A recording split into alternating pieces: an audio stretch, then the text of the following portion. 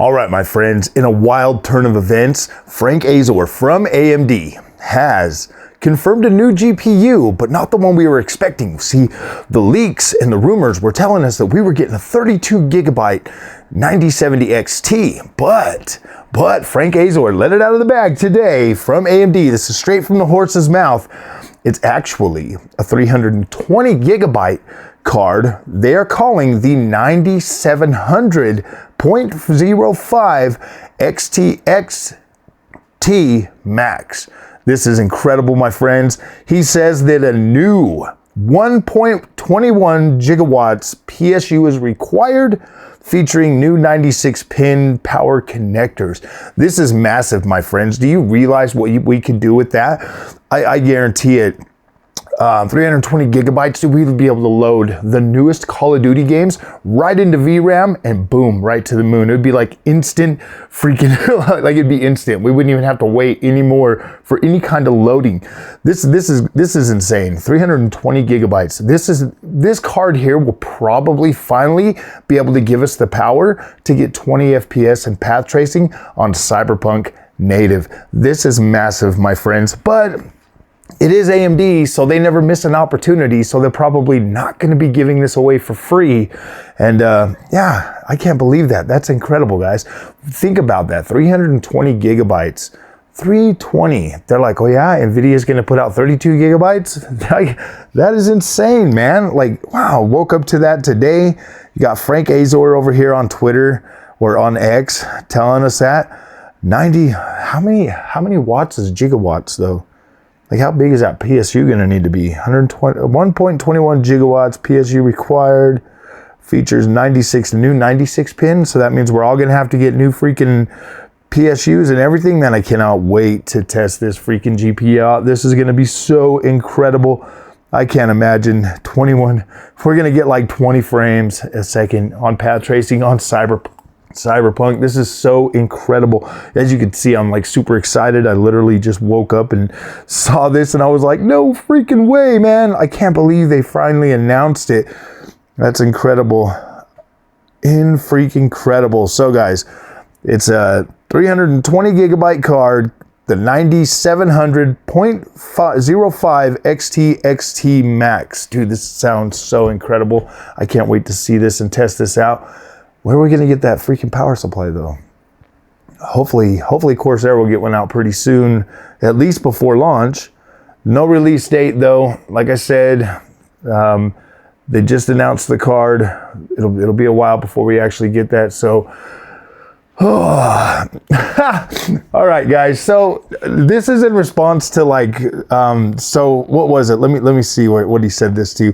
So I guess the videocards.com, his speculation grows around a Radeon RX 9070 XTX with 32 gigabytes of memory. Frank Azor said actually it's a 320 gigabyte card, we're calling it. I was like, oh my gosh, dude. So they're still running with that little freaking rumor that that AMD is doing a 32 gigabyte card, and Frank keeps like he already told them flat out. He's like, no, the 9070 doesn't have a 32 gigabyte version, but they keep running with it and they keep moving the goalpost and they keep saying, oh no, man, now it's going to be the XTX. And man, I think this is so funny, dude. I mean, think about it this way. A 9070, let's look at this realistically. If AMD was to put out a 9070 32 gigabyte card, okay, like a XTX or whatever, that card's literally good for, I mean, it would be good for the AI bros. I mean, honestly, AMD could probably, I mean, they would probably end up charging like $1,200 for it. Obviously they could do it, and obviously it makes sense that there would be a reason for that, but at the same time, does it even make sense? At the end of the day, this is a mid-range GPU built for mid-range gaming. They have UDNA, or they already have their CDNA cards. UDNA is coming out next generation. RDNA 4 literally at this point, guys, with them only doing like the mid-range cards, that's essentially, they're like, look, we're just trying to give you the most power we can for gaming this generation, which is pretty much there's already cards out there with that much power. You know, you have a 4080, you have a 4090, you have a 5090, you have a 5080, you have 7900 XTX, you have 7900 XT. It literally falls somewhere in that power vacuum, or even, you know, 4070 Ti Super, 7900 GRE. This generation, if you guys haven't noticed, is pretty much just a continuation of the power we already have going forward to pretty much bring us, like, there's really no massive upgrade on any of these cards. Not even the 5090 is a massive upgrade over the 4090. So basically is what they're doing is they're just bringing this card out. They're improving on their AI upscaling. They're improving on the ray tracing performance. Those are the two main things, while still pretty much maintaining the overall power status, but also taking away, like, what is it? They're dropping 8 gigs of VRAM from the top of the line AMD stack.